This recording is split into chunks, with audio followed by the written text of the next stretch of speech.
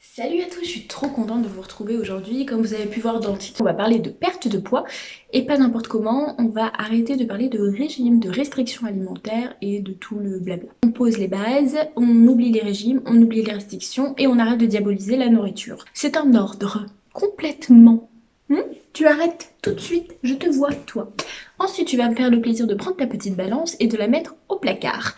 Parce que c'est ce qui s'est passé pour moi. Mon copain ce matin, il a pris ma balance, il l'a cachée je ne sais où, je l'ai même pas retrouvée. Très frustrée j'étais ce matin. Vous voyez, je parle comme Yoda. Je suis descendue, pipi, et je me suis dit, je vais me peser, voyons voir combien j'ai perdu aujourd'hui. Et ouais, j'avais planqué et j'étais extrêmement frustrée. Mais c'est pas grave. C'est pas grave, je vais juste le tuer, c'est pas grave. Du coup, tu vas me faire le plaisir de cacher cette balance. Tu gardes juste la balance pour peser tes aliments parce que si tu le fais comme moi, tu vas en avoir besoin quand même. Mes conseils vont de l'alimentation intuitive à l'alimentation contrôlée, on va dire. Il n'y a aucune restriction, ça va être juste du contrôle. Parce que si tu es comme moi et que tu es un peu hyperphagique, un peu beaucoup, je ne veux pas retomber dans mes travers et je veux quand même apprendre à remanger parce que j'ai perdu toute notion de quantité. Donc c'est pour ça que je pèse mes aliments et aussi parce que je fais beaucoup de recherches sur les macronutriments qui m'intéressent énormément, savoir ce que je mets dans mon corps. Pour le moment, j'en ai besoin, donc je garde cette manie-là de peser. C'est simplement pour, comme un jeu en fait pour moi, de savoir ce que je mets dans mon corps et ce dont il a besoin pour carburer. Tu n'as pas besoin de faire de régime, tu n'as pas besoin d'être mince pour être jolie et te sentir bien dans ton corps. Je parle évidemment pour les hommes comme pour les femmes, hein. Vous n'avez pas besoin. La société actuelle fait que nous nous sentons mal dans notre corps à partir du moment où on a un peu de bourrelet, un peu de cellulite, un peu de gras, enfin bref. Et du coup, ça nous renvoie une sale image de nous-mêmes et aujourd'hui, on veut arrêter ça. On est beaucoup à en avoir assez et moi j'en ai marre, je veux assumer mes formes, si elles doivent rester là, elles resteront. Mais pour ma santé, je veux perdre quand même du poids parce que voilà, j'en ai besoin pour les articulations, pour me sentir bien, pour être en accord avec qui je suis devant le miroir, j'ai besoin de cette perte de poids. Pour commencer, le premier conseil est de manger. Oui, tu dois manger et pas qu'un peu pour pouvoir perdre du poids. On va arrêter de dire qu'il faut consommer 700 ou 1000 calories pour pouvoir se nourrir, faire fonctionner notre corps. Comment voulez-vous qu'un corps avec un cerveau, un cœur, des membres, des organes fonctionne correctement avec 700 calories par jour? 1000, 1200, 1300, même 1004 calories, c'est amplement pas suffisant. Pas du tout en fait. Donc, tu arrêtes tout de suite. Pour ce faire, moi j'utilise l'application LiveSum où j'ai pu calculer mon métabolisme basal, donc c'est-à-dire le nombre de calories dont j'ai besoin pour que mon corps fonctionne tout seul, au repos, sans que je fasse rien. Je calcule avec LiveSum. Ça va me donner mon métabolisme basal. Ensuite, ça va me donner le nombre de calories que je dois consommer, dont j'ai besoin en tant que personne. Et ensuite, je rentre, si je fais une activité, forcément, mon nombre de calories va augmenter. À ce jour, je peux consommer jusqu'à 2200 calories par jour en fonction du nombre d'activités que je fais et j'ai déjà réussi à perdre du poids. Je ne vous dirai pas le nombre exact que j'ai perdu parce que pour le moment il est très minime et ça fait beaucoup yo-yo, donc on va se calmer. On va pas vous donner des chiffres tout de suite, mais par contre je t'assure que je vais plus tard, hein, je vais vous faire un avant-après si je peux, au moins même avec quelques kilos de perdus pour que vous puissiez vous rendre compte que c'est possible. Et aussi, quand je parle de manger, c'est manger ce que vous voulez. Il n'y a plus de restrictions.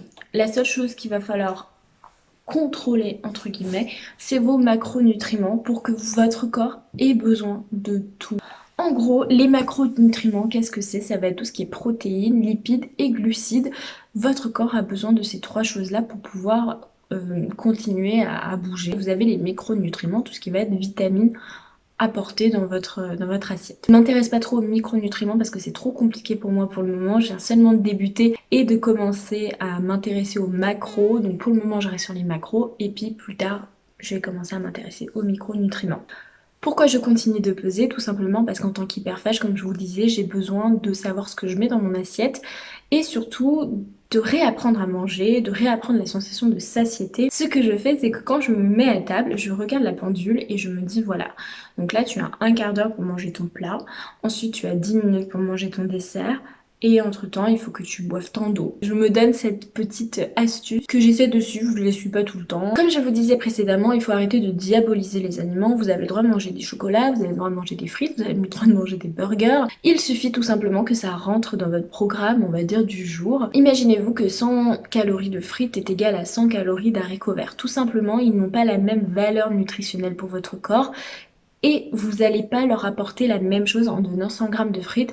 Vous allez notamment leur apporter plus de graisse qu'autre chose. Mais il y a des petites astuces. Si vous voulez vraiment manger des frites et qu'au final vous voulez faire attention, moi je vous conseille vraiment de manger des frites au four, tout simplement. Vous avez beaucoup de recettes sur internet et vous avez aussi des frites de patates douces, des frites de carottes, des frites de légumes et c'est toujours aussi sympa à manger. Il faut juste essayer, se forcer un petit peu à cuisiner.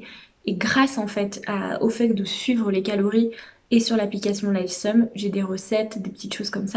Et ça me permet en fait de pouvoir manger ce que je veux. Deuxième petit conseil, toujours par rapport à la nourriture, il ne faut plus se donner forcément des horaires, apprendre à écouter son corps. Faites une semaine comme ça, vous allez vous lever le matin, si vous n'avez pas faim, vous n'avez pas faim, vous mangez pas. Tout simplement. Essayez de bouger un peu le matin aussi, faites quelques exercices de motricité ou même complètement du sport, moi j'en fais. Vous bougez, vous alimentez votre corps, vous le faites carburer un petit peu. Toujours boire un grand verre d'eau au réveil parce que votre corps a besoin d'eau. Et parfois la fatigue qu'on ressent au réveil, c'est tout simplement parce qu'on n'est pas assez hydraté. Ce sont des signaux que le cerveau nous envoie pour nous dire attention, hydrate-toi, bois de l'eau. Voilà, buvez de l'eau. Alors ça, c'est le conseil que tout le monde vous donne et c'est le conseil vraiment à suivre. Si vous êtes comme moi et que vous avez vraiment une flotte du robinet dégueulasse, vous pouvez mettre dedans, moi c'est ce que je fais, donc je coupe des citrons en tranches et je mets directement dans la bouteille et je laisse macérer. Je secoue comme ça. Et vous mettez vos citrons ou vous pouvez mettre du concombre, des fruits, toutes sortes de choses pour aromatiser votre eau et pour ne pas avoir en fait tout le sucre que vous allez avoir dans un sirop, dans un soda. Et moi aussi je bois beaucoup d'eau gazeuse, ça me fait pas mal gonfler le ventre d'ailleurs et ça me permet de boire plus d'eau et du coup bah voilà, c'est tout bénef pour moi. Comment calculer vos calories? Alors vous avez plusieurs applications pour ça. Moi j'avais beaucoup utilisé pendant un certain temps l'application Le Secret du Poids. Ça me permettait de calculer les calories mais le problème avec Le Secret du Poids c'est qu'il y avait un impact assez négatif sur ma santé mentale. Je vous explique. Le Secret du Poids, leur méthode n'est pas du tout bonne. Je pensais qu'elle l'était jusque-là, jusqu'à ce que je fasse mes recherches en fait sur l'alimentation, les macros, tout ça, et le métabolisme basal. Et du coup, j'ai découvert que c'était totalement du bullshit ce qui s'est raconté parce que il fallait manger entre 1100 et 1600 calories par jour pour pouvoir perdre du poids. En effet, si vous suivez cette instruction, vous allez perdre du poids, mais quand vous allez remanger normalement, et bien vous allez en reprendre. Et ça, c'est un gros problème et ça nous apprend pas du tout à nous nourrir correctement, à nourrir notre corps avec les bonnes calories, ce dont il a réellement besoin. Donc du coup, cette application, moi j'ai complètement laissé tomber quand j'ai vu ce que ça me faisait, mais ça me permettait au moins de calculer mes calories. Si jamais vous voulez utiliser l'application Lifesum, que je vous mettrai l'image ici ou là, je sais pas trop où est-ce que ça va tomber.